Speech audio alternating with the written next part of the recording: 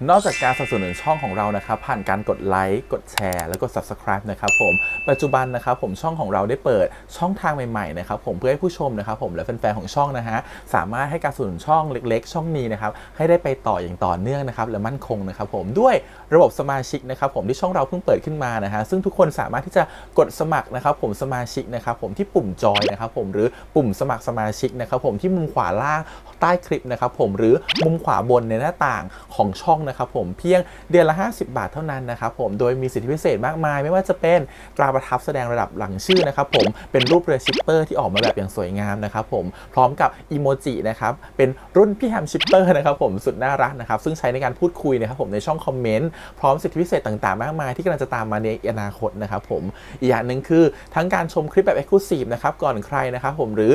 โอกาสที่จะได้ทำกิจกรรมต่างๆร่วมกันในอนาคตนะครับผมก็สำหรับสมาชิกเท่านั้นนะครับผมที่เก็บสิทธิ์นี้เอาไว้ให้กับทุกๆท่านนะครับแต่หากระบบสมาชิกยังไม่หนำใจนะครับผมเรายังมีช่องทางอื่นให้สนับสนุนกันนะครับผมไม่ว่าจะเป็นระบบซุปเปอร์แตงนะครับผมซึ่งหากผู้ชมเนี่ยเจอสัญลักษณ์นะครับรูปหัวใจนะครับผมที่มีดอลลาร์ไซน์นะครับผมหรือสัญลักษณ์รูปเงินดอลลาร์อยู่เนี่ยข้างใต้คลิปใดคลิปหนึ่งเนี่ยสามารถที่จะคลิกนะครับผมเพื่อโดเนทนะครับผมแทนคำขอบคุณนะฮะเพื่อเป็นการสนับสนุนช่องได้นะครับหรือจะเป็นการโดเนทนะครับผ่านบัญชีธนาคารนะครับผมซึ่งได้ใส่รายละเอียดเอาไว้แล้วนะครับข้างใต้คลิปนี้นะครับผมเอาไว้ที่คำบรรยายใต้คลิปนอกจากนั้นนะครับผมเรายังได้เปิด Line Open Chat นะครับซึ่งชื่อว่า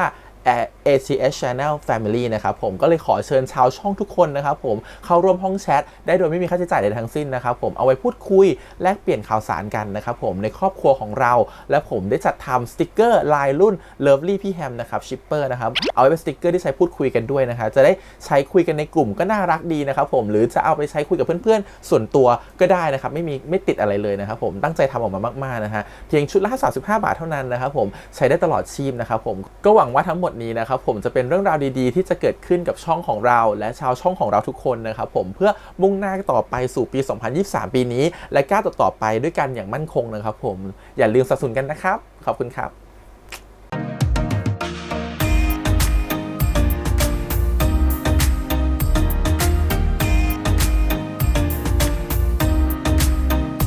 สวัสดีครับยินดีต้อนรับสู่ช่อง ATS Channel นะครับกับพบกันในการ reaction นะครับผมวันนี้กับพี่แฮมนะครับกับการ reaction ซีรีส์เรื่อง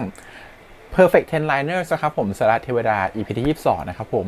ถ้าใครเห็นคลิป TikTok พี่แฮมนะครับผมถ้าใครตาม TikTok พี่แฮมเนาะจะพี่แฮมชื่อแฮม ATS Channel นะคือพี่แฮมจะไปถ่ายว่าตกลงแล้วเนี่ยพี่ต่อคือใครตอนนี้คลิปไวรัลมากแมสมากนะครับผมคนดูไป200,000แล้วผมก็ทายกันว่าพี่ต่อจะเป็นใครกันนะที่จะมาโผล่ในสายรหัสเทวดานะครับผมก็เดาไว้4คนนั่นคือจุงนะครับผมหมอจิมมี่จุงนี่เขามี potential อยู่แล้วมีหมอจิมมี่ด้วยนะครับผมแล้วก็มีน้องโอมเนี่ยที่เขาจะเจอกับมาร์กับจูเนียร์ในเรื่องของ My Romance Scammer เนาะและอีกคนหนึ่งคือพี่นิววี่4คนนะครับที่เดาเอาไว้นะครับผมก็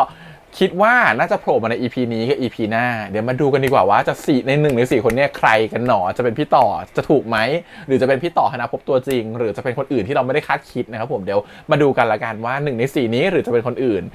EP นี้มาลุ้นๆกันแล้วก็ต้องบอกไว้ก่อนว่า EP นี้เนี่ยพี่แฮมอาจจะแสดงอารมณ์ไม่เยอะนะครับผมเนื่องจากเพิ่งไปทำหน้ามาแล้วก็หน้าตึงอยู่พูดง่ายๆหน้าตึง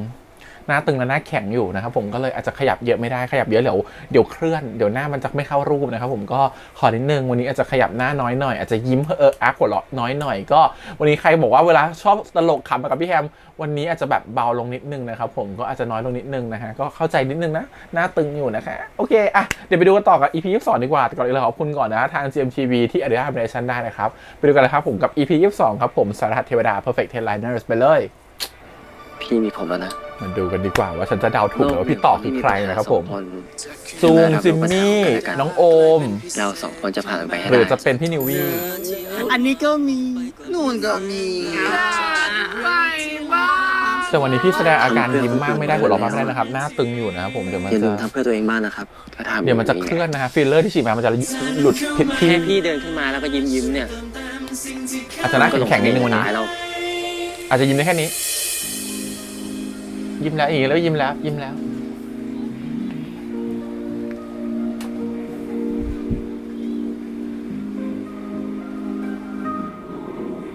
แบบนี้ดีกว่าเนาะแบบบีบปากดีกว่าสายตาไม่ได้เลยโอ้ตายเขาแต่งหน้ายากแล้วแบบนี้น้องไฟฟ้าคะ ที่บอกให้มองบนไม่ใช่มองข้างลูก มันละสายตาไม่ได้อะครับเงียบไปเลย มาก็ดีเลย มาเป็นจุดโฟกัสให้หน่อยสิ ฮะ โอเคครับ พอมองบนแล้วครับ ให้มองตลอดชีวิตเองได้เลย เยอะนะลูก เยอะนะลูก ไฟฟ้า ครับมิม วันงานไฟฟ้าได้ขึ้นโชว์ช่วงเย็นนะคะลำดับสุดท้ายก่อนคณบดีกลับปิดงาน สุดท้ายเลยเหรอ แล้วจะมีคนอยู่ดูเหรอครับ นี่มึงต้องอยู่ดูกูด้วยนะเข้าใจปะ ก็เพราะว่าอยากให้คนอยู่ดูไง เลยต้องให้ไฟฟ้าช่วยดึงคน โอ้ย เราไม่ได้น่าสนใจขนาดนั้นหรอก แต่น่าสนใจขนาดโน้นเลยแหละ มิวก็เป็นคนตลกเหมือนกันนะเนี่ย แล้วไฟฟ้าอยากได้เวลาซาวด์เช็คก่อนไหม ไม่เป็นไรอ่ะ เราแอบไปซ้อมบนเวทีมาแล้ว ฟิลเลอร์ฉันจะไหลไหมเนี่ยวันเนี้ยฉันจะทำหน้าเยอะอย่างเงี้ย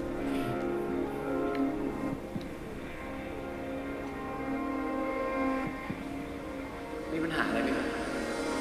น้องวาย ฮะ เสียงมีปัญหาอะไรไหมครับทำผมเหรอครับ ก็ตอนที่กูซ้อมนี่มึงดูอยู่คนเดียวอะสรุปไงครับ พี่มิมต้องเขินแล้วนะเวลาเนี้ยพี่มิมต้องเขินแล้ว พี่มิมต้องฟินแล้วตอนเนี้ยถ้าแต่หน้าต้องจิก เป็นเกียรติมาก ๆ เลยนะครับ ที่ได้แอดมินเพจ Engineer Q Boy มาถ่ายรูปให้อะครับ โหไฟฟ้าก็พูดเวอร์ไป แต่นี่ถ้าไม่ใช่วายกับไฟฟ้าที่ไม่มาถ่ายให้หรอกนะ เสียเวลาไปเด็กกับพี่เจดหมด จ้า รู้แล้วจ้าว่ารักกันมากอ่ะ มาพร้อมนะเอานะ1 2 3ชิดๆกันหน่อยได้ไหมมันดูห่างเหินมากเลยอ่ะ1 2 3 1 2 3 ชิคๆกันก็ดูเป็นแฟนกันนะไม่รู้ทางเหินละ เองเลยทำไม่เป็นอ่ะ ไม่รู้ว่าต้องโพสยังไง งั้นทำตัวอ่อนๆไหมนะ เปลี่ยนท่าไปเรื่อยๆนะ จำตัวอ่อนไว้นะอุยตายแล้วอันนี้เราโพสต์คู่รักแล้วค่ะ ไม่ได้โพสต์โปรโมทมหาลัยแล้วจ้ะ ท่านี้มันพรีเซนต์เสื้อตรงไหนเนี่ยพรีเซนต์เสื้อมาเยอะแล้วพรีเซนต์แบบอ่ะยิ้มหน่อยเนาะ โอ้ยไม่ใช่พรีเซนเซอร์ละอันนี้พรีเวดดิ้งแล้วมั้งคะ ถูกต้อง เอาแบบนี้แหละ ชอบจ้องตากันหน่อย ดีมาก ขายดิบขายดีแน่นอน ใกล้ๆเรายิ่งน่ารัก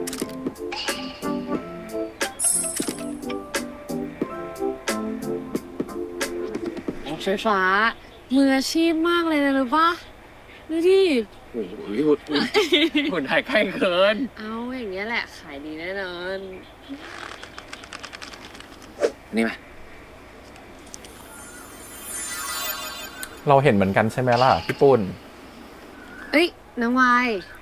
เป็นไงบ้างอ่ะ พี่ไม่ค่อยได้ดูแลเลยอ่ะ โทษทีนะปี4เรียนหนักมากเลย ไม่เป็นไรเลยครับ พี่อาร์มกับพี่โยธาดูแลผมดีมากเลย ผมด้วยนะครับ พี่แพทย์บุญธรรมของน้องวายก็ดูแลดีมากครับ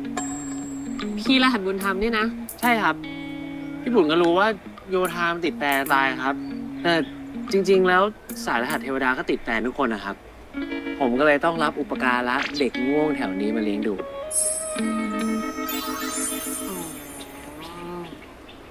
ต้องดูแลขนาดนั้นเลย ก็นิดนึงอะครับ ไม่นิดแล้วล่ะ มัน เอ้ามิม อันนี้ของขวัญตอบแทนที่ไฟฟ้ากับน้องวายมาช่วยงานอะส่วนอันนี้ที่ไฟฟ้าสั่งทำพิเศษอะ ขอบคุณนะ ขอตัวกันนะ เอ๊ะ ครับ มีเสื้อคู่เหรอ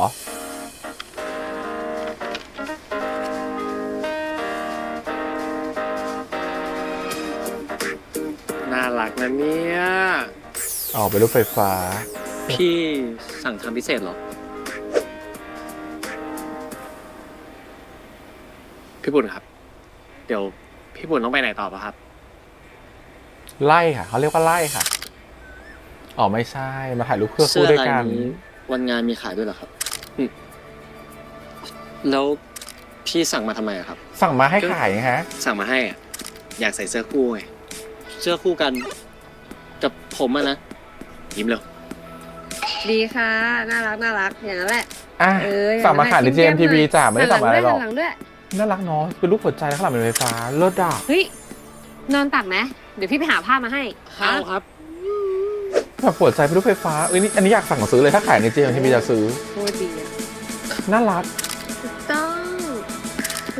ดูแบบ หวานมากเลยอ่ะ มีชั้นเชิง งานนี้พี่ไม่เอาค่าตัวนะ ขอเอารูปไปลงเพจรูปหนึ่งได้ปะ ให้10 รูปเลยครับพี่บุญมา เฮ้ยไหลแตกแน่อะไรนะ ตายตายตายตายตายตายตาย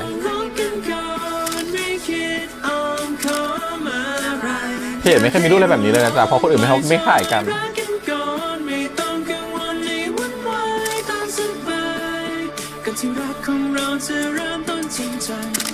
พูดเยอะแล้วก็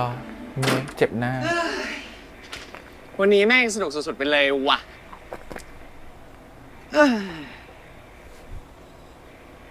ไม่เห็นจะสนุกตรงไหนเลย ผมยิ้มจนเมื่อยแล้วเนี่ย เสื้อเนี่ย เดี๋ยวผมซักแล้วเอามาคืนนะ คืนทำไมอ่ะ ก็พี่สั่งทำพิเศษไม่ใช่เหรอ สั่งมาให้ สั่งทำพิเศษให้คนพิเศษไงครับก็สั่งมาใส่คู่กันเนี่ย ให้อธิบายอะไรเยอะแยะฮะมันเขินบ้างไหมหึใส่คู่กัน ไม่เห็นมีตรงไหนสื่อถึงผมเลย มีนี่ไงหัวใจ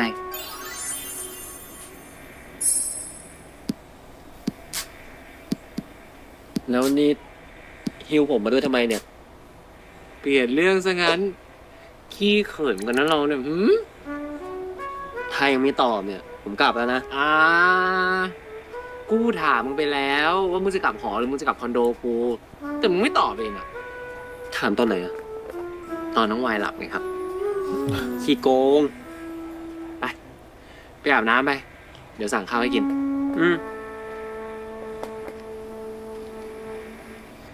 อย่าลืมใช้คลีนซิ่งเช็ดหน้าด้วยนะ จ้า พูดเพราะทำไมเนี่ย บ้า เขินนะ บ้า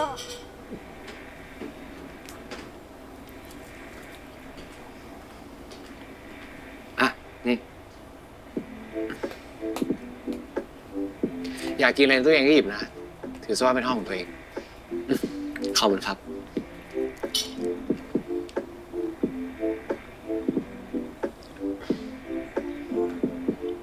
พี่ไฟฟ้า แพ้นมไม่ใช่เหรอครับ อ๋อนิดเดียวไม่เป็นไรนะแม่อร่อยอ่ะ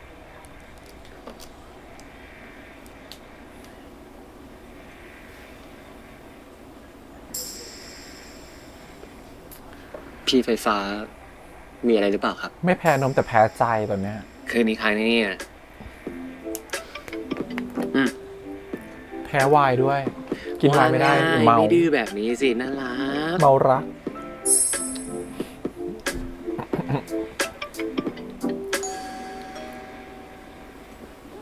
พี่ไฟฟ้า สั่งอะไรมาเพิ่มหรือเปล่าครับเปล่านะแบบนั้น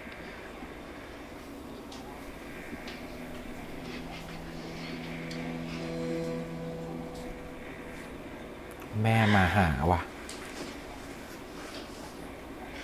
นี่น้องวาย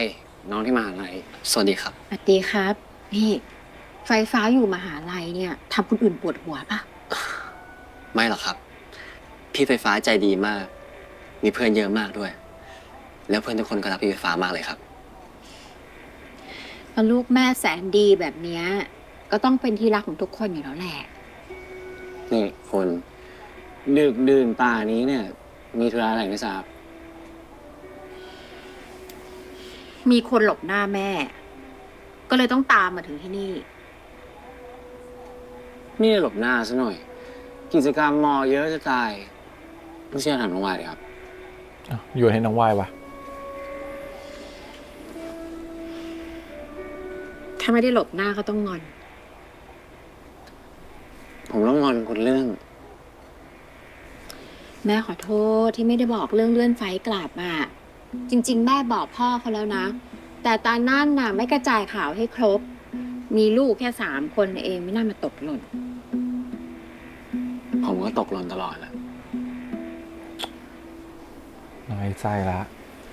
แม่ต้องแอบเห็น ง แล้ อ วน นะ แม่จริง ๆ ด้วย เข้าเรื่องกับคน คงไม่ได้มาแค่จะง้อผมหรอกมั้ง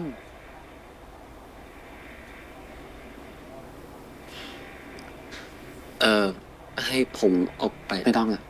ลุงฟังได้ ว่าไงคุณ แม่จะกลับอาทิตย์หน้าแล้วนะ ไหนว่าจะอยู่เป็นเดือนไง แล้วพ่อนิวตันโยธารู้เรื่องหรือยังครับ ทุกคนเขารู้แล้วล่ะ รู้ก่อนอีก ว่า แล้ว จะหาวันนัดทำอะไรกินกันอ่ะน้องกันเขาก็มาด้วยนะไฟฟ้าละลูก ว่างวันไหน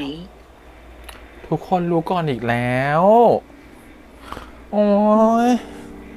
น้องวายรู้เลยว่าเขา ผมรู้เป็นคนสุดท้ายอีกแล้ว นี่ช่วงนี้เป็นอะไรเนี่ยหึทำไมขี้น้อยใจจัง ล้อเล่นนะ ถ้าว่างเดี๋ยวจะไปแล้วกัน เล่นดีเนาะจะร้องไห้ ให้โยธาเป็นคนนัดมา ไม่ได้หมายความว่าอย่างนั้น ก็อยากให้เจอกันให้ครบอ่ะ แล้วจะกลับมาอีกทีตอนไหนอะเดือนหน้าเลยปะ ยังไม่แน่ใจเลยอ่ะ ให้โยธาลูกรักโทรมาบอกอีกทีแล้วกัน อุ๊ยเป็นแม่แม่ต้องเข้าใจอะนะแม่ต้องรู้แล้วนะ งั้นแม่ไม่กวนแล้วกลับไปนอนบ้านบ้างนะลูก เดี๋ยวไปส่ง สวัสดีครับ ปกติไฟฟ้าเป็นคนแข็งแกร่งตลอดเนาะ รู้แล้วครับ มาโมเมนต์นี้กลายเป็นคนออกแบบดูคนอ่อนแอไปเลย เป็นจุดอ่อนแอของเขา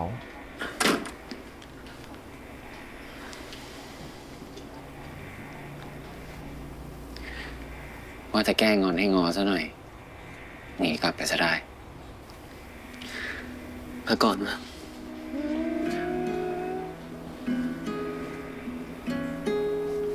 วายเข้าใจทุกอย่างเลย กูไม่ชอบให้แม่กลับไปที่นั่นเลย มันทำให้กูรู้สึกเหมือนตอนที่แม่เอากูมาส่ง เหมือนกูถูกทิ้งซ้ำๆ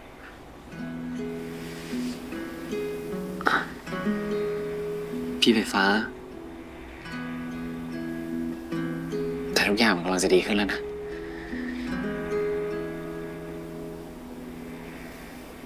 เพราะมีมึงคอยกอดกูแบบนี้ไง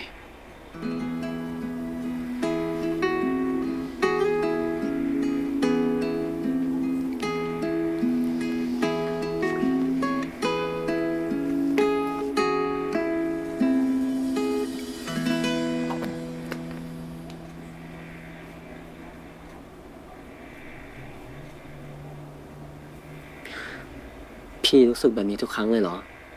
เวลาที่คุณแม่กลับไปอะกูชอบไปส่งแม่คนเดียว ทุกครั้งที่พ่อกับนิวตันขอไปส่งแม่ด้วย กูจะหาข้ออ้างไม่ให้ไปทุกครั้งเลย เพราะทุกครั้งที่แม่กูเดินเข้าเกตไปอะกูร้องไห้ตลอดเลย ร้องไห้ตลอดทางพอถึงบ้านก็หยุดพอดี แล้วพี่เคยคิดไหม เลยไม่อยากให้ใครเห็นจุดอ่อ ว่าน แอ ทำ ข ยั อง งไง ตัวเอ ถึ ง งจะปลดล็อกเต็มเรื่องพวกนี้ได้ อืม ไม่เคย พี่อาจจะต้องมีคนอยู่ข้างๆคอยปลอบไง อย่างน้อยอะก็จะหยุดร้องไห้ได้ไวขึ้น น้องวายเธอไม่เบานะน้องวาย ก็มีแล้วนี่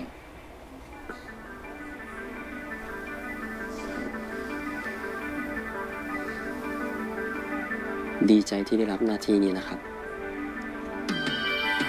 โอ้ยตายวายหลงสุด โอเค ฉันว่าพี่ไฟฟ้าไม่ได้เมาแล้วแหละวายเมาจ้ะเมารัก ขอบคุณนะครับ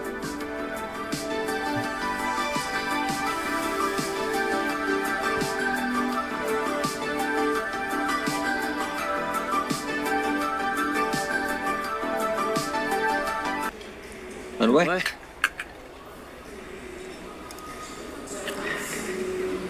ลมอะไรหอบพวกมึงมากันถึงนี่วะ กูไม่มีอะไรอ่ะ กูแค่เหงา นี่ก็นานพวกกูเหมือนกันปะก็กูเห็นช่วงก่อนหนะเนี่ยมึงตัวติดไอ้ก้าวไม่ห่างเลยเข้านอนกันตั้งแต่2 ทุ่ม ก็น้องเพิ่งเริ่มทำงานอยู่ในช่วงปรับตัว ก็เลยดูแลหน่อย ไอ้ก้าวเนี่ยนะทำงาน วันเสาร์ที่บ้านอะน้องมันโตนะพวกมึง นี่กูนึกภาพไม่ออกเลยวะถ้ามันมีลูกน้องทำงานไม่ถูกใจ มันไม่ต่อยหน้าลูกน้องเลยเหรอวะ ก้าวไม่ได้เป็นอย่างนั้นหรอก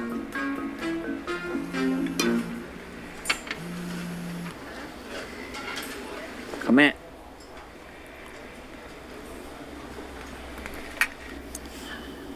แม่ไปหาไอ้ไฟถึงที่คอนโดเลยเหรอ แต่นั่นยังไม่พีคนะเว้ย แม่ว่าเห็นน้องวายอยู่ที่คอนโดกับไอ้ไฟฟ้าด้วย เรื่องนั้นมันจะพีคตรงไหนเลย พี่โยธามึงมีอะไรมึงรีบอัปเดตกูเลยนะเว้ย น้องวายไฟฟ้าเป็นอะไรกัน ก็เท่าที่รู้ตอนเนี้ยก็ยังไม่ได้เป็นอะไรกัน แต่ก็คงอีกไม่นาน ไอ้ไฟฟ้าเนี่ย มันกล้าจะรักใครแล้ววะ มันก็เป็นเรื่องที่น่ายินดีไม่ใช่ มันก็น่ายินดี ถ้าความรักครั้งนี้มันราบรื่นอะแล้วก็ไม่มีอะไรผิดพลาดอีก อืม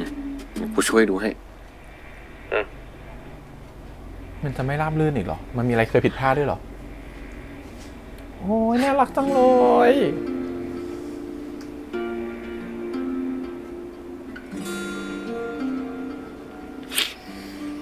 หลับแล้วเหรอหืมเฮ้ยเสร็จแล้วเสร็จแล้วไปนอนดีๆในห้องไหมไปเอาเสื้อไป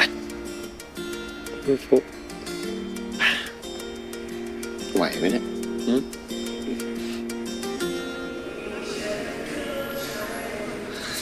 สวัสดีพี่ สวัสดีครับ เป็นไงบ้างครับ วันนี้ทำงานไหนไหม นิดหนึ่งครับ ยังไงครับวันนี้แผนงไหนดี วันนี้ผมขอไม่ดื่มดีกว่าครับ พรุ่งนี้ผมมีประชุมเช้าอ่ะ งั้นเรา ผิ ก ด ลับวัน ป ไหน ก ไหม ติ จะไปพักผ่อน ได้ครับ งั้นเดี๋ยวขอตัวกันนะครับพี่ โหมดที่ไม่คุ้นเคย นี่ความรักมันทำให้คนเรากลายเป็นคนที่ดีขึ้นขนาดนี้เลยเหรอวะ เห็นแล้วกูอยากลองมีความรักบ้างเลยวะ อย่ามาเรือผีตอนนี้ อย่ามาขายเรือผี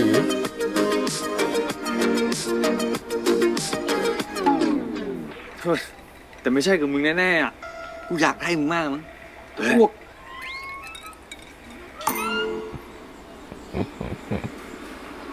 อ้าวว่าไงจ๊ะพ่อในแบบเหนื่อยจนกลับหอไม่ถูกเลยเหรอ ไอ้เจมันขี้ฟ้องจังวะ แล้วแก้วที่กูให้เอามาจากหออะอยู่ไหนอะ อยู่นี่น่ะ ไม่ลืมหรอก ขอบใจ อ่ะ ขายแก้วอีกแล้ว เดี๋ยว ขายเสื้อแล้วมาขายแก้วต่อ เตยบอกว่า มึงไม่ตอบแชทที่ต่ออะ พี่ต่อจะมาแล้วมะ มันต้องมาแล้วมะเนี่ย พี่ต่อทักมาเหรอ กูน่าจะไม่เห็นอะ ไม่เห็น หรือว่าตั้งใจไม่ตอบ ก็กูไม่รู้จะตอบอะไร นั่นไง แสดงว่ามึงเห็นแล้ว มึงอย่าปล่อยให้ค่าราคาซังดิวะ ตอนเนี้ยพี่ต่อเขายังคิดว่ามึงยังชอบเขาอยู่เลยนะเว้ย แล้วเตยก็บอกว่าเขาตั้งใจจะจีบมึงด้วยอะ อุ้ยตายแล้ว ตายแล้ว ถ้าพี่ต่อมาทำไงเลยเนี่ย เดี๋ยวกูรีบเคลียร์ ขอบใจพวกมึงมากที่เป็นห่วง โอ้ยน้องฟรังหล่อจังเลย น้องทีก็หล่อ ให้กูยืนร้องนานเพื่อแค่มึงจะไปเอาแก้วเนี่ยนะ ก็แก้วรีฟิลไม่ใช่เหรอครับ มันเป็นแค่ข้ออ้าง มึงอยากจะกินอะไรมึงก็สั่งเลย กูเลี้ยงมึงได้อยู่แล้ว ก็คออ้างเหมือนกันนั่นแหละ ว่าไงนายดื้อหึเมื่อกี้พูดว่าอะไรนะ ใกล้จะได้แก้วฟรีละ โอ๊ยอยากกินอะไรก็ซื้อไม่เห็นต้องรอได้ฟรีเลย แต่ถ้าครบเนี่ย ก็จะเป็นครั้งที่2ที่เราได้แลกอะไรกินด้วยกันนะครับ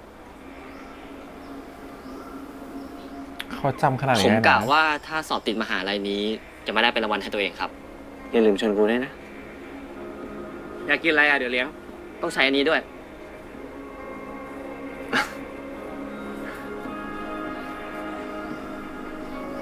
โรแมนติกกัน แค่เนี้ยก็โรแมนติกแล้วเหรอครับ แล้วมันต้องแค่ไหนล่ะครับ ถึงจะเรียกว่าโรแมนติกอ่ะหึ ก็ต้องเป็นอะไรที่พิเศษมากๆเซอร์ไพรส์ เช่น ก็ต้องแล้วแต่สถานการณ์สิครับถ้าคิดตอนเนี้ยคิดไม่ออกหรอก อืม งั้นกูถามมึง ถ้าสมมติว่าเราจะขอใครสักคนหนึ่งเป็นแฟนน่ะมึงว่าต้องทำยังไงเขาถึงจะประทับใจ ร้องเพลงหน้าเวทีขอเป็ ก็ นแฟ ต้อง น มีดอกไม้สักช่อ แล้วก็บอกให้คนทั้งโลกรู้ ฉันว่าละ ว่ารักคนคนหนึ่งมากแค่ไหน ฉันว่า EP นี้แห ให้ ละ คนทั้งโลกรู้เลยเหรอ ฉันว่า EP แบบ นี้แหละ ตะโกนเลยนะ บนเวทีแน่นอน กูจะตะโกนให้ลั่นเวที เนี่ย อะไรนะ เห็นไหม พรุ่งเนี้ยตอนที่มึงไปดูกูอะอยู่แถวหน้าด้วยนะ ได้สิครับ อันเนี้ย สัญญา พร้อมดอกไม้ช่อใหญ่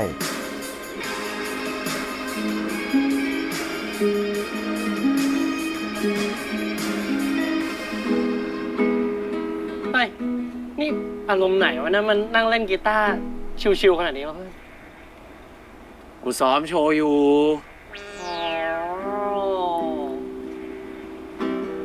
เราซ้อมโชว์นี่มันต้องยิ้มขนาดนี้เลยเหรอเพื่อน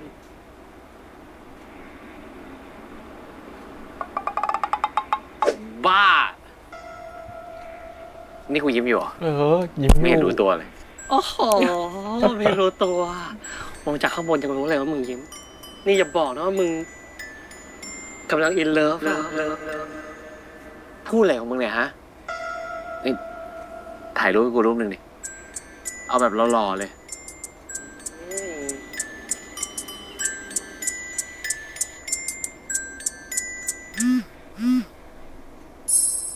อุ้ยอ่ะลงให้เห็นนะว่าซ้อมอยู่โอ้ยเขินเจ ดูเพื่อนหน่อยนะลูก มึงเป็นไรป่ะ เปล่านี่ หรอ เธอเป็นวิศวะเอนจิเนียร์มาร์เก็ต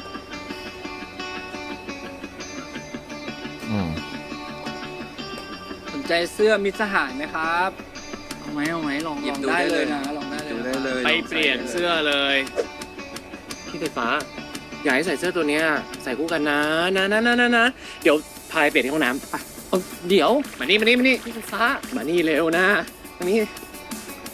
นี่ถ้ามันประกาศคบกันนะ คุณ not surprise นะครับ แล้วประกาศของใครคุณไม่เซอร์ไพรส์นะคะ ไม่ให้หรอก ให้ เลิกเล่นสักทีดิ เอา อุ้ยแก้มร้อนหมดแล้ว ไปพักเถอะ ไม่เอาอะยังสนุกอยู่เลย พี่อาร์ตกับพี่อาร์มรออยู่ใต้คณะ พี่ฮักมาด้วยเหรอ โดนพี่อาร์มล่ากเป็นสักขีพยาน สักขีพยาน เรื่องอะไรอะ เรื่องไฟฟ้ากับไวน์แต่ถ้าอยากอยู่ปิ้งลูกชิ้นต่อก็ไม่เป็นไรนะ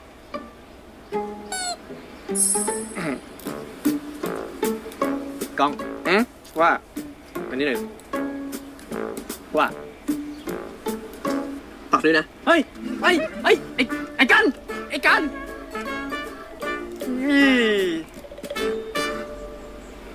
ฮะ ขอเป็นแฟนนี่นะ ก้าวเวทีเหลืออยู่ท่าก็ที่ไฟฟ้าเล่ามานะ ถ้าไม่มีอะไรผิดพลาดก็น่าจะไปได้ด้วยดีครับ โอ้ไฟฟ้ามันโรแมนติกจังวะ อุ๊ย นี่ แล้วกูไม่โรแมนติกตรงไหน ฮะ ตกตรง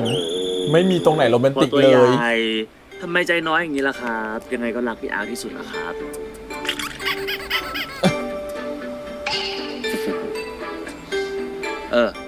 อันนี้พวกมึงมีอะไรให้กูช่วยไหม ใกล้ถึงเวลาแล้วเนี่ย ถ้าน้องวายไม่ปฏิเสธนะครับจนต้องไปช่วยหาไฟฟ้าลงเวทีอะคงไม่มีอะไรต้องลำบากพี่อาร์ตหรอกครับ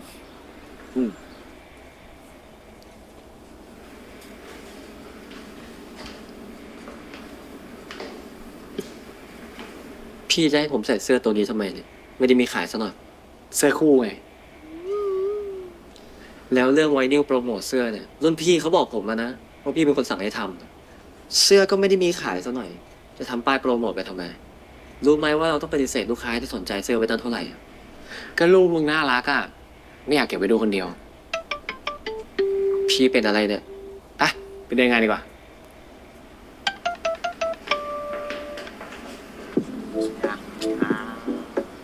นี่ขายไว้ได้นะครับ ขอบคุณค่ะ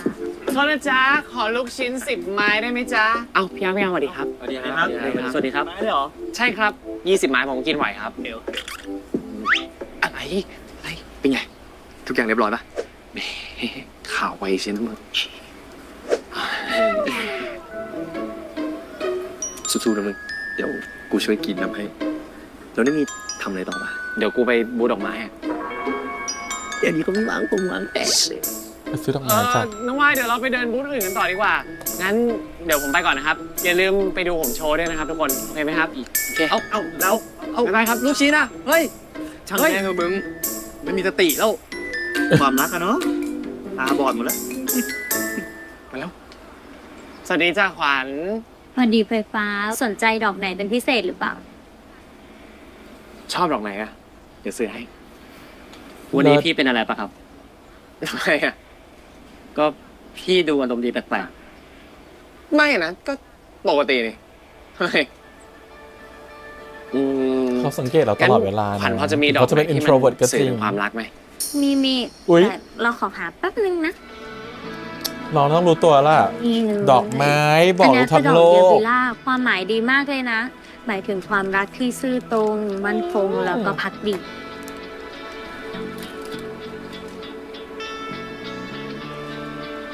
เซอร์ไพรส์ เต้ย อย่าบอก ๆพี่ นะ ต่อ พี่ต่อมา ทุกคน ฉันถูก มันเหมาะสมที่สุดเลยต้องเป็นพี่น้องโอมนี่แหละ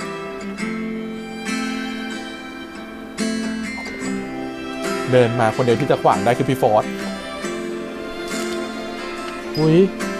คืนดอกไม้เลย เพื่อนเราก็เรียนที่นี่เหมือนกัน ก็เลยชวนมาเดินเล่นในงานเหมือนพี่ต่อเห็นว่างๆก็เลยชวนมาด้วย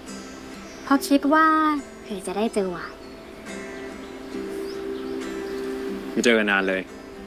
สบายดีไหม สบายดีครับ แล้วพี่ต่อล่ะครับ เดี๋ยวพี่ต้องไปเตรียมตัวขึ้นโชว์แล้วอะ ให้ผมไปเป็นเพื่อนไหมครับ ไม่เป็นไร อยู่กับเพื่อนเป็นอะไรดีแล้ว งั้นเดี๋ยวเจอกันที่เวทีนะครับ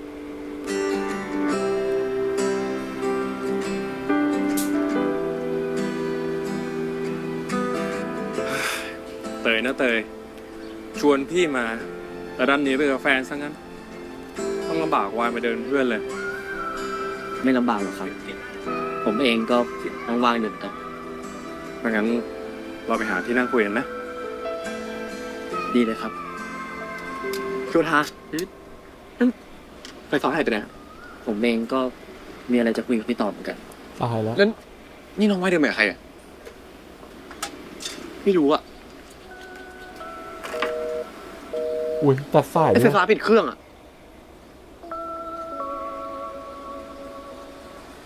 นี่มันเกิดอะไรขึ้นเนี่ยฮะ ดิ เมื่อกี้อะพี่ ผมเห็นวายเดินกับใครก็ไม่รู้อะ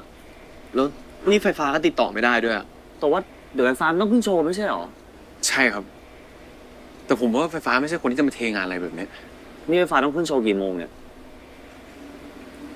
อีก15 นาทีอะพี่ ถ้างั้น เราไปรอที่เวทีกันเลยไหม ไปพี่ฮักไปดีกว่า โยธาพอดีไฟฟ้าลืมช่อดอกไม้ไว้ที่ร้านนะเอาฝากเอาไปคืนได้ไหม ได้ครับ แปลกๆนะจ้ะ ช่วงนี้เรียนหนักเหรอ ประมาณหนึ่งครับ ไม่น่า ไม่ค่อยตอบข้อความพี่เลย ผมขอโทษด้วยครับ เตยเล่าให้พี่ฟังหมดแล้วนะ เราทั้งหมดเลยเหรอครับ อืม แล้วเตยได้เล่าอะไรให้วายฟังบ้างไหม เรื่องไหนล่ะครับ ก็เรื่องความรู้สึกของพี่อะ ก็พอทราบมาประมาณหนึ่งแล้วครับ ถ้างั้น พี่ขอถามอะไรไว้ตรงๆได้ไหม วายชอบพี่หรือเปล่าครับ ที่ผ่านมา สถานะเรามันเป็นไปไม่ได้ แต่เรื่องนี้พี่คุยกับเตยแล้ววายเองเนี่ยก็เคลียร์กับเตยแล้วใช่ไหม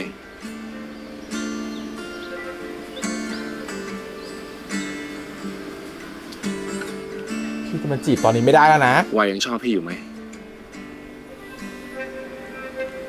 วายลูกอุ้ยอันนี้หนีมาขึ้นบนดาดฟ้าลูกไม่ร้องเพลงแล้วมึงเนี่ย มึงอย่าปล่อยให้ค่าราคาซังดิวะ ตอนเนี้ยพี่ต่อยังคิดว่ามึงยังชอบเขาอยู่เลยนะเว้ยแล้วเตยก็บอกว่า เขาตั้งใจจะจีบมึงด้วยอ่ะ อ๋อตายรู้ความจริงได้ยินเสียงอีก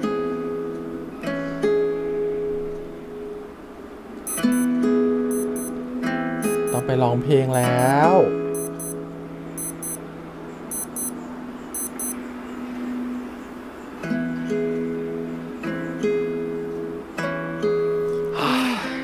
อ้าวถอนหายใจพร้อมกันเลย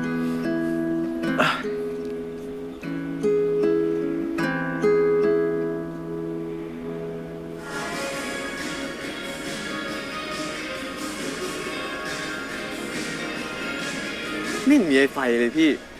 มันจะขึ้นโชว์แล้วนะ น้องวายนี่ มากับใครอ่ะ เฮ้ยไฟ เอ้า ไอ้ไฟ มึงหายไปไหนวะเนี่ย ก็อยู่แถวนี้แหละมึงเป็นไรไหมเนี่ย ตึกน้องวายเขา เดี๋ยวกูไปเตรียมตัวกันนะ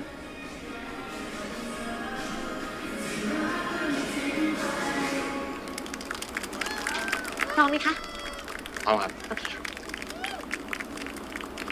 ขอเสียงปรบมือให้กับวงสุดท้ายด้วยค่ะ และโชว์สุดท้ายที่ทุกคนรอคอยนะคะ นั่นก็คือใครนะ เดี๋ยวผมจะไปยืนข้างหน้านะครับ ขออีกที เมื่อก่อนไม่เห็นชอบคนเยอะเลยอันนี้เปลี่ยนไปแล้วเหรอฮะ อุ๊ย อย่ารู้ผัว ไฟฟ้าแห่งข้ามไฟฟ้าได้เลยค่ะ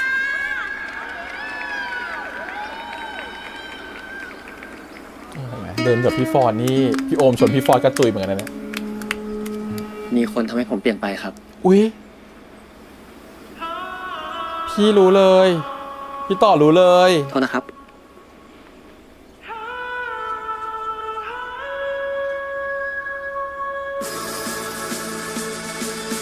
ไฟฟ้าก็อย่าใจอ่อนอย่าใจน้อยจะต้องบอกจะต้องพูดห้ามเปลี่ยนเพลงนะ ขอเชิญพบกับโชว์สุดพิเศษจากน้องไฟฟ้าแห่งข้ามไฟฟ้าได้เลยค่ะ ห้ามเปลี่ยนเพลงนะ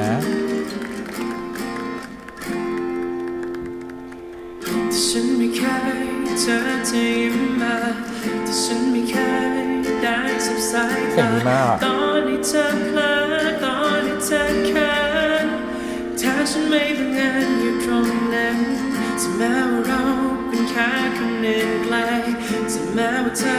ไม่ดีกับฉันมากมายคงจะไม่เพลอคิดไปมากเกินจะไม่บังเอิญอยู่ตรงนี้พยายามแล้วจะไม่คิด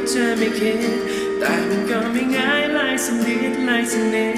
อยากจะเป็นเพียงแค่เพื่อนสนิท พี่ต่อรู้ละเก็ต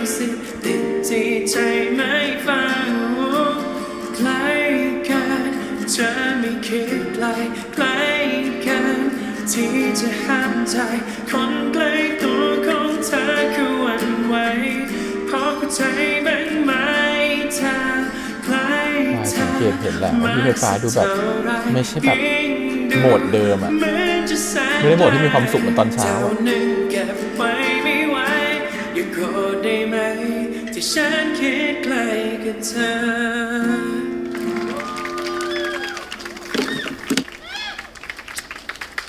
ไปเลย ขอเสียงปรบมือดังๆให้กับน้องไฟฟ้าด้วยค่ะ พี่ไฟฟ้า พี่ต่อรู้แล้วล่ะ แล้วไหนเซอร์ไพรส์ขอเป็นแฟนที่โยธาบอกอ่ะ เราตามไปไหมไปยัง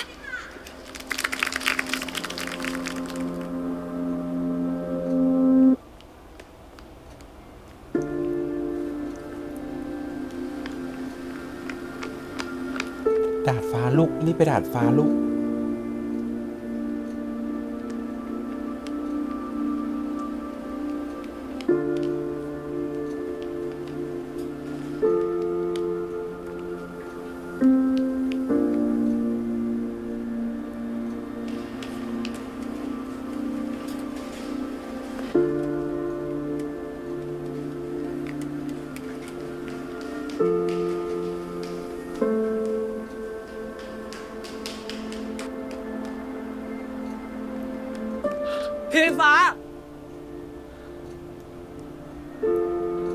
พี่ฟ้า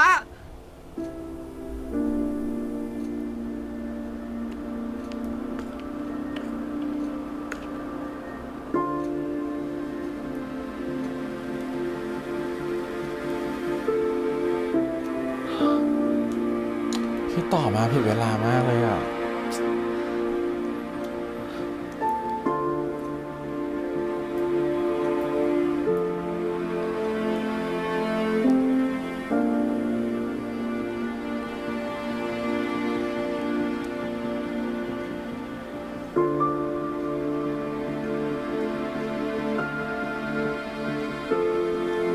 กูขี้ขาดเองอะ พี่ฟ้า กูขอโทษนะ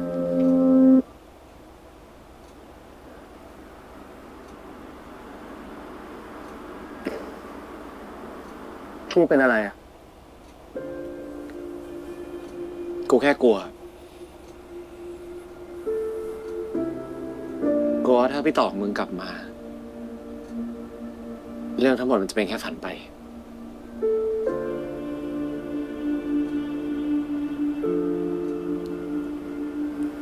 กลัวว่าจริง ๆ แล้วกูจะไม่ใช่ตัวจริง มันตัวจริงมาตั้งนานแล้ว ขี้กลัวเมื่อกี้ขี้ขลาดทำให้น้องมายืนกระยันด้วยรอยจูบ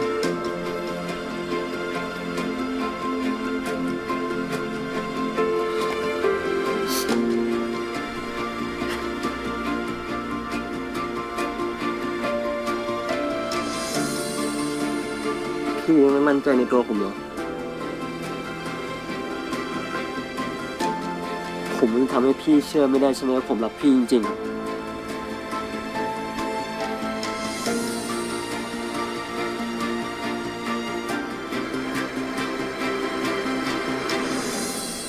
ผมเกลียดในสมุดเล่มนั้น เกลียดที่ต้องคอยมานับว่า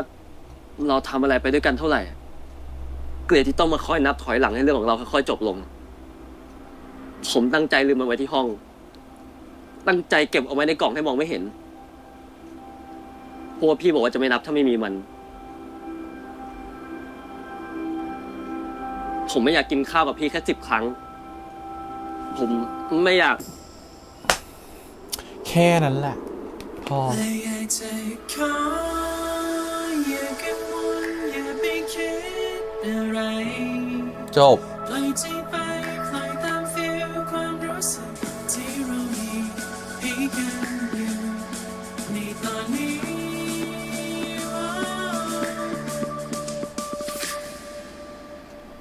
รู้แล้ว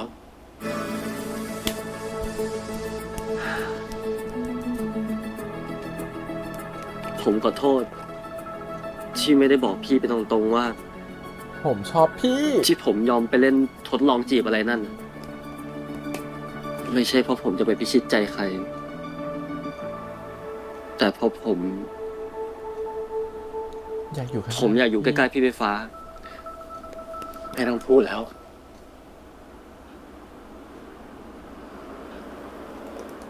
กูโคตรโล่งใจเลยอะกูไม่โง่ชิบหาย คิดฟุ้งซ่านไปเอง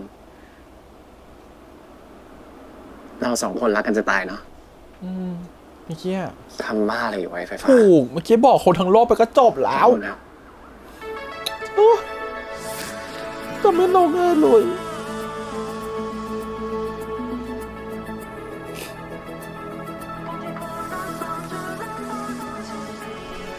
กูไม่น่าทิ้งช่อดอกไม้ไว้ที่ร้านเลยเนาะ ทำไมอะครับ ก็ถ้ากูมีช่อดอกไม้อะกูจะให้ของมึงเป็นแฟนที่นี่เลยไง พี่สายรหัสต้องมาแล้ว เวลานี้มาแล้ว อ่ะ ออกไปเร็ว ออกไปเร็ว เฮ้ย พี่อย่ามองผมนั้นดิ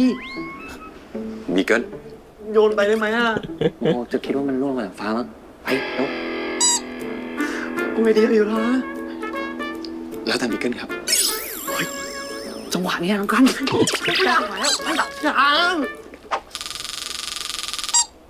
อุ๊ย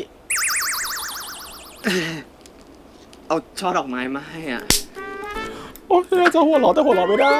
อยากจะหัวเราะแต่หัวเราะไม่ได้เอ็นดูมากน่ารัก ต่อกันเลย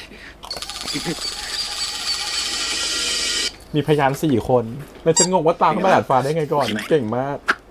ออกไม้หมดเลยมา พี่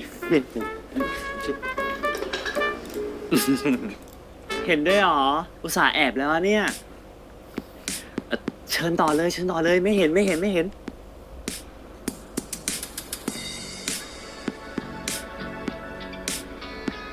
ทางที่เมื่อก่อนไม่เคยเข้าใจเลยอะว่าทำไมคนเขาถึงรักกัน แต่พอมาเจอกับตัวถึงได้รู้ ว่ามันมีความสุขแค่ไหน พี่ไฟฟ้า พร้อมจะกินข้าวกับพี่อีก1,000 ครั้ง ให้พี่ไปรับไปส่งทุกที่บนโลก ไปวิ่งออกกำลังกายที่สวนกับพี่ตลอดชีวิตหรือยังครับน้องวาย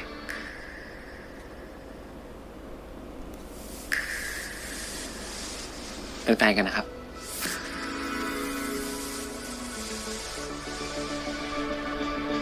ถือว่าไม่ได้บอกคนทั้งโลกนะแต่สายรหัสเทวดาก็โอเค เป็นแฟนกันค พ รับ อละดูกันทั้งสายละ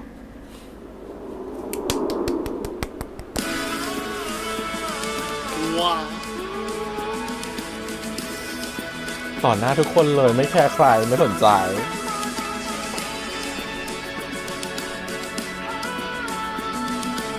สายรหัสเขาดีเนาะเขาก็ช่วยกันเต็มที่เนาะ โอ้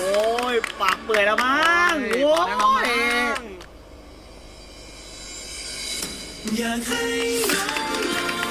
ก็งงนะว่าแบบเจอได้ยังไงอ่ะ เอ็นดูอ่ะอาจจะเมื่อกี้ผมเห็นน้องวายวิ่งขึ้นไปได้ไหมครับโอ้ผมเห็นไกลๆครับอยู่ตรงนั้นหรือเปล่า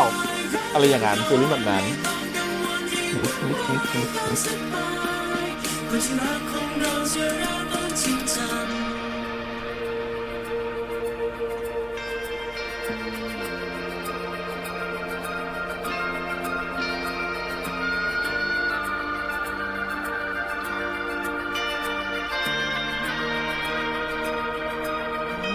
พอแล้วมั้ง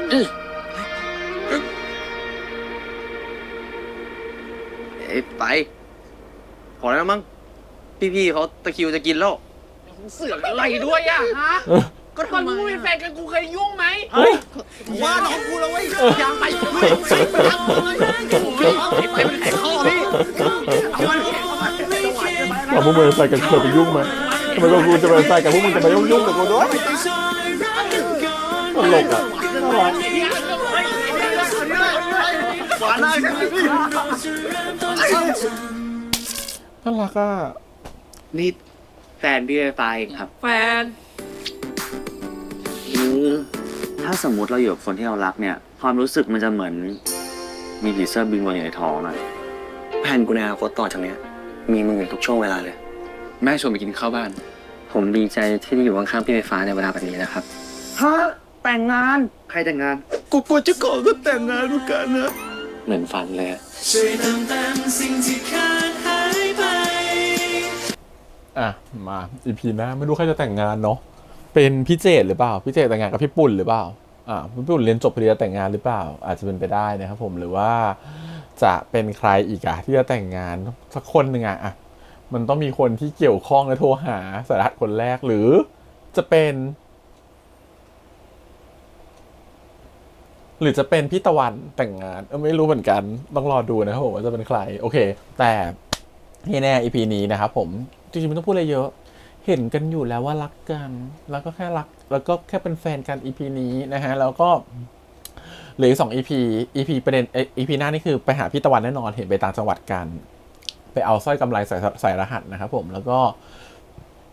ไม่รู้จะเจอพี่ตะวันมีแฟนหรือเปล่าเป็นพี่นิววี่หรือเปล่าอันนี้ไม่แน่ใจแล้วก็เดี๋ยวคงกลับมาเคลียร์กันเรื่องแม่นะครับผมแล้วก็น่าจะจบ2ปมนี้ EP สุดท้ายมันคือความแบบทุกคนกลับมารวมกันใหม่แน่นอนเป็นชัวร์แบบนี้ชัวร์คิดว่านะครับผมแล้วก็ EP นี้ในที่สุดก็เป็นแฟนกันเรียบร้อยนะครับผมชอบจังหวะตอนจบมากเลยว่าตอนพวกมึงเป็นแฟนกันกูยังไม่เคยไปยุ่งเลยทำไมกูเป็นแฟนกันต้องเข้ามายุ่งด้วยจริงๆสายเขาช่วยกันดีเขารักกันดีนี่ไม่งั้นจะมีดอกไม้มาขอเป็นแฟนได้ยังไงถูกปะล่ะเขาอุตส่าห์ช่วยถือมาให้นะโอเคแต่ก็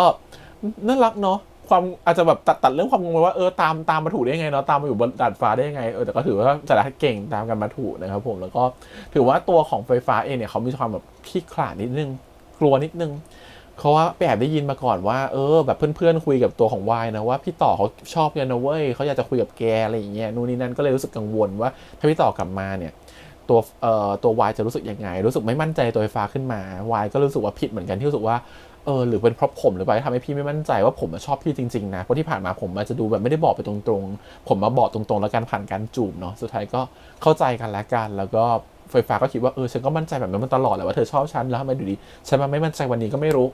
ในสุดท้ายก็ขอเป็นแฟนกันนะครับผมแล้วก็ได้เป็นแฟนกันลงตัวทุกอย่าง complete แล้วก็อีพีนี้เปิดแผลมานิดนึงเกี่ยวกับเรื่องประเด็นของคุณแม่นิดนึงนะคุณแม่มาหาตัวของไฟฟ้าแล้วก็ชอบโมเมนต์นั้นเหมือนกันนะที่เหมือนวายรู้เรื่องทุกอย่างของไฟฟ้าหมดเลยเข้าใจในสิ่งที่ไฟฟ้ากำลังรู้สึกทุกข์ใจอยู่แล้วแม่ก็พูดแต่ประโยชน์นี้คือแบบจี๊ดใจมากแบบอารมณ์แบบพูดแบบแม่บอกทุกคนเลยแต่ก็ทำไมถึงแบบลืมบอกแล้วก็มาบอกตัวไฟฟ้าเป็นคนสุดท้ายว่าแม่จะกลับอาทิตย์หน้าแล้วอะไรเงี้ยไฟฟ้าก็รู้สึกน้อยใจขึ้นไปอีกแล้วรู้สึกว่าฉันไม่ได้เป็นที่รักของแม่จริงๆอะไรเงี้ยแม่รักพี่โยธามากกว่ารักพี่นิวตันมากกว่ารักคุณพ่อมากกว่าแต่ไม่ได้รักเราอะไรเงี้ยซึ่งไฟวายคือแบบได้ยินทุกอย่างเข้าใจทุกอย่างและก็รู้เหตุผลว่าที่ตัวของไฟฟ้าเวลาจะไปส่งคุณแม่เนี่ยชอบไปส่งคนเดียวไม่ชอบให้ใครไปด้วยเพราะว่าทุกครั้งที่ไปส่งจะร้องไห้กลับมาก็เป็นสิ่งที่วายรู้สึกอีกนะครับผมแล้ววายน่ารักเนาะอารมณ์ว่าต่อไปเนี่ยถึงมันไม่มีทางหรอกที่จะเขาถามตัวของไฟฟ้าก่อนว่ามันจะมีทางไหมที่พี่จะเบาลงหรือจัดการกับเรื่องนี้ได้ในใจออกไปอะไรเงี้ยที่จะแบบไปส่งแม่แล้วไม่ร้องไห้ตัวไฟฟ้าบอกไม่เคยคิดเรื่องนี้มาก่อนเลยเนาะซึ่งวายเองก็บอกว่าโอเคไม่เป็นไรอย่างน้อยถ้าพี่ไม่คิดอย่างน้อยก็มีผมละกันที่อยู่ข้างๆที่จะคอยให้ผมรับหน้าที่นั้นในการที่ทำให้พี่รู้สึกว่าหายร้องไห้ได้เร็วขึ้นน่ารักมากอ่ะแล้วก็แบบพี่เจอคนนั้นหรือยังแล้วก็คือก็เจออยู่ตรงหน้านี้ไงซึ่งวายเองก็บอกงั้นผมขอบคุณนะที่เป็นหน้าที่นั้นแล้วก็หอมหัวแค่นี้ก็รู้แล้วว่าเป็นแฟนกันเธอกอดกันขนาดนี้น้องเป็นขนาดนี้แต่กังวลว่าเขาจะเป็นแฟนจะไปชอบพี่ต่อหรือเปล่าเนี่ยเธอก็ขี้กังวลเกินไปขี้กลัวเกินไปฟ้าแล้วสุดท้ายเป็นแบบนั้นก็เลยเปิดแผลใหม่ให้เห็นว่าจริงๆแล้วไฟฟ้ากับแม่เนี่ยมันมีปมจริงๆแล้วไฟฟ้ายิ่งรู้สึกน้อยใจขึ้นไปอีกหลังจากเหตุการณ์ที่บอกรักแม่บอกรักโยธาแล้วก็ยิ่งน้อยใจขึ้นไปอีกตอนที่แม่ไม่ยอมบอกก่อนว่าจะเลื่อนไฟล์มันเลยสะสมมา EP หน้าจะระเบิดออกมาให้แม่ได้เคลียร์ใจกับลูกเนาะอยากจะรู้เหตุผลฝั่งแม่เหมือนกันว่าแม่คิดยังไงกับเรื่องนี้เนาะบางทีแม่รักทุกคนแหละแต่แม่แค่ใช้เลือกคำผิดเนาะบางทีคนเป็นพ่อเป็นแม่ครับบางทีเราก็เข้าใจนะบางทีเขาก็ไม่ได้เกิดมาเป็นพ่อแม่ที่เก่งพ่อแม่ที่สมบูรณ์ถ้าเป็นพ่อแม่ที่สมบูรณ์เขาคงไม่เลิกกันหรอกถูกปะสมมติเขาก็เลิกกันเหมือนกันสมมติว่าเขาเป็นพ่อแม่สมบูรณ์ไม่ได้เหมือนกันเขาก็ไม่รู้วิธีการพูดนะว่าพูดแบบไหนถูกแบบไหนผิดบางทีตัวเองก็ลืมไปว่าสิ่งที่ตัวเองพูดไปทำให้อีกลูกอีกคนหนึ่งน้อยใจบางทีเนี่ยขณะที่คุณแม่พูดอยู่เนี่ยคิดว่าไฟฟ้าจะโอเคทุกอย่างคุณแม่ยังไม่เก็ตเลยว่าไฟฟ้าโกรธอะไรแต่คุณแม่รู้แหละว่าไฟฟ้าน้อยใจอะไรบางอย่างแล้วก็มีการมาเล่าให้กับนิวตันฟังว่าไฟฟ้าอยู่กับใครสักคนหนึ่งในห้องอะไรเงี้ยแค่นั้นที่คุณแม่สังเกตเห็นแต่แม่ไม่รู้ว่าไฟฟ้าเป็นอะไรกันแน่เพราะว่าที่ผ่านมาลูกโอเคตลอดไงเลยไม่รู้ว่าการมีลูกมีความไม่โอเคด้วยนะครับผมอันนี้ก็เป็นจุดหนึ่งเหมือนกันที่ทำให้เห็นว่าเขาไม่ได้เป็นแม่ที่จะเข้าใจทุกอย่างนะบางแม่บางคนก็ไม่ได้เป็นแม่ที่เข้าใจทุกๆเรื่องจริงๆงั้นเรื่องมันอาจต้องมีการพูดคุยกันมีการปรับความเข้าใจกันแต่บางทีกว่าจะปรับความเข้าใจกันได้เนี่ยบางทีไม่รู้เมื่อไหร่กับบางเคสอาจจะไม่เคยเกิดขึ้นเลยก็ได้กับเคสของไฟฟ้าบางคนอาจจะไม่เคยเกิดขึ้นเลยก็ได้ที่จะมีวันมาพูดกันแบบเข้าใจกันว่าผมน้อยใจคุณแม่เพราะเรื่องนี้อาจจะเป็นไฟฟ้าที่ต้องร้องไห้ไปตลอดและ is okay ไปตลอดก็ได้แต่บางเรื่องบางทีมันมองไม่เห็นหรอกครับถ้าไม่สังเกตเห็นอะไรเงี้ยอาจจะรู้แค่ว่าลูกงอนแต่พอถามว่าลูกงอนเรื่องอะไรลูกก็คงจะไม่กล้าบอกว่างอนเรื่องอะไรบางทีมันต้องหาจังหวะเปิดใจซึ่งก็ยากมากสำหรับครอบครัวบางครอบครัวนะครับผมก็นี่คือบอกว่านี่คือกับเคสตัวอย่างมากๆในความเป็นจริงมันจะยากกว่านั้นมากๆอะไรเงี้ยโอเคนี่ก็เปิดมาอีกคนนึงจริงๆอาจจะเปิดมาแค่เป็นเกสอะครับผมไม่ได้มีอะไรต่อแล้วก็คือพี่ต่อนั่นเองนะครับผมพี่ต่อก็มาเรียบร้อยกับเตยนะครับผมใน EP นี้ซึ่งพี่ต่อก็ไม่ผิดจากที่คิดไว้คิดว่าเป็นจุงจิมมี่โอมนะครับผมก็เป็นโอมจริงๆด้วยเพราะว่าทุกคนบอกเป็นจุงแน่ๆเลยเพราะว่าเห็นจุงไปกองถ่ายหลายครั้งมากนะครับผมบางคนบอกเห็นเป็นจิมมี่แน่เลยว่าเขาจะเข้ากับพี่ท้องฟ้าได้เพราะเขาเป็นแบบว่าพี่ต่อแล้วก็เป็นแฟนกันอย่างเงี้ยอันนี้มันคือคิดแบบแล่นเรือฟินๆนะครับผมส่วนจุงเนี่ยเขาก็คิดแบบ ด้วยความที่จุงมีภาพเยอะกับกองถ่ายกองนี้นะครับผมแต่พี่แฮมมาคิดตามหลักเหตุผล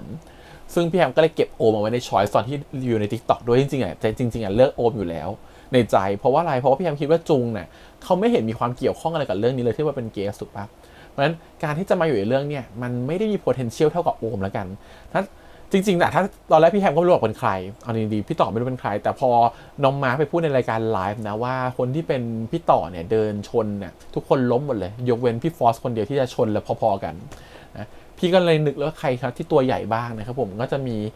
แค่จุงกับน้องโอมเพราะจิมมี่เนี่ยตัดออกไปเลยเพราะจิมมี่ตัวบางกว่าฟอสอีกนะครับผมก็เหลือแค่จุงกับโอมนั้นพอจุงกับโอมเนี่ยมันก็เหลือไม่ยากแล้วเพราะว่าถ้าดูเหตุผล2คนเนี่ยการเอาจุงเข้ามามันก็อาจจะได้แค่ความหล่อของจุงนะครับผมแต่ถามว่ามันมีเหตุผลในการเอาเข้ามาไหมอาจจะไม่ค่อยมีเหตุผลเท่าไหร่ว่าจุงมาทำไมแต่ถ้าเอาพี่ฟอสเข้ามาเนี่ยมันมีเหตุผลสุดๆเลยถ้าเอาพี่โอมเข้ามาเนี่ยมันมีเหตุผลสุดๆเลยเพราะว่านอกจากพี่โอมเนี่ยจะเป็นคนที่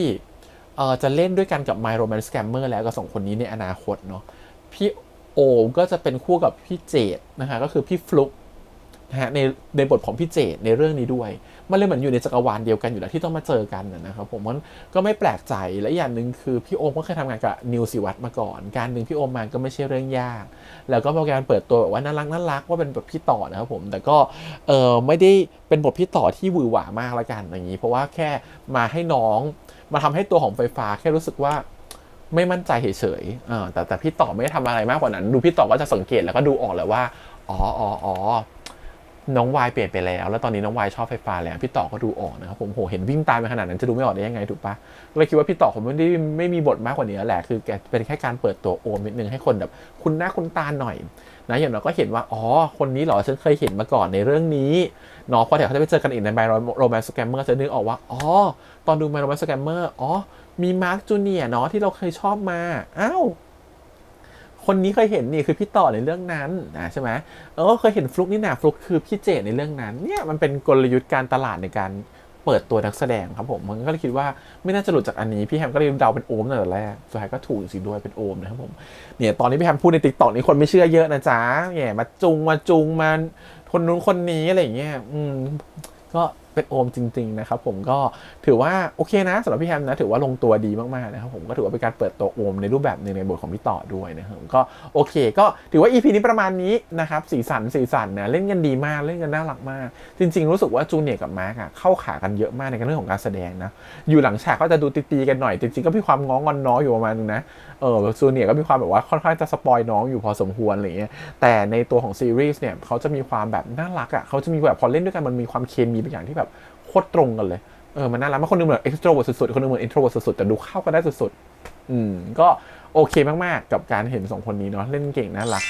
เมื่อกี้แอบร้องไห้ไปนิดนึงด้วยไม่รู้จะร้องไห้ทำไมอาจจะเพราะว่าตอนนี้หวั่นไหวรู้สึกใจอ่อนระทวยง่ายเหลือเกินโอเคก็ประมาณนี้ครับผมก็สายรหัสเทวดา EP ที่22นะครับไว้เจอกันใหม่สัปดาห์หน้าวันนี้ประมาณนี้ขอบคุณอีกครั้งฝากกดไลค์กดแชร์กด subscribe ติดตามที่สื่อทาง YouTube Instagram Twitter แล้วก็ Facebook วันนี้พี่แอมไปก่อนนะครับบ๊ายบาย